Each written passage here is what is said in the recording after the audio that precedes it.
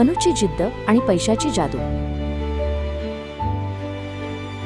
एका सुंदर संध्याकाळी अनुने दुकानाच्या चकाकत्या काचेतून एक निळी सायकल पाहिली. सायकलवर एक मोठी चंदेरी घंटा होती आणि ती उन्हात चमकत होती. किती छान आहे ही, अनु स्वतःशीच पुटपुटली. तिला ती सायकल खूप हवी होती. घरी आल्यावर अनुने बाबांना सायकलसाठी विचारले.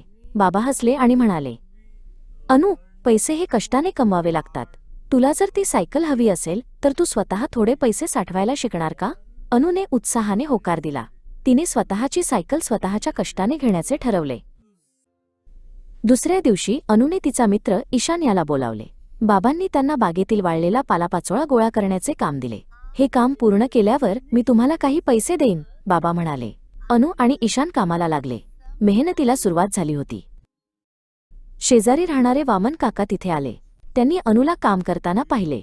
ते म्हणाले, अनु, तू माझ्या लायब्ररीतील विखुरलेली पुस्तकं नीट लावून देशील का? त्याबद्दल मी तुला बक्षीस देईन. अनु आनंदाने त्यांच्या घरी गेली आणि तिने सर्व पुस्तकं विषयानुसार लावून दिली. अनुने घरी येऊन एक लाल रंगाची मातीची पिग्गी बँक गुल्लक घेतली. तिने तिचे पहिले नाणे त्यात टाकले. खणखण असा आवाज झाला. अनुला तो आवाज जगातला सर्वात गोड संगीत वाटला. तिने ठरवले की ती आता उगीच पैसे खर्च करणार नाही.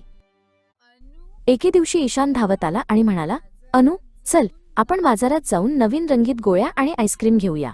अनुला खूप मोह झाला, पण तिने आपल्या सायकलचा विचार केला. तिने संयम राखला आणि म्हणाली, नको ईशान, मला माझी बचत पूर्ण करायची आहे.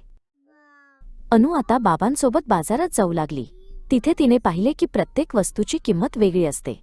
तिने बाबांना विचारले, बाबा, ही वस्तू महाग का आणि ती स्वस्त का? बाबांनी तिला गुणवत्तेचे आणि किमतीचे महत्त्व समजावून सांगितले. अनु आता शहाणी होऊ लागली होती. अनु आणि ईशानने मिळून एक नवी कल्पना लढवली. त्यांनी घरातील जुनी वर्तमानपत्रे गोळा केली आणि त्यांच्या सुंदर कागदी पिशव्या बनवल्या. त्यांनी त्या पिशव्या आपल्या शेजाऱ्यांना विकल्या. अनुची पिग्गी बँक आता हळूहळू जड होऊ लागली होती.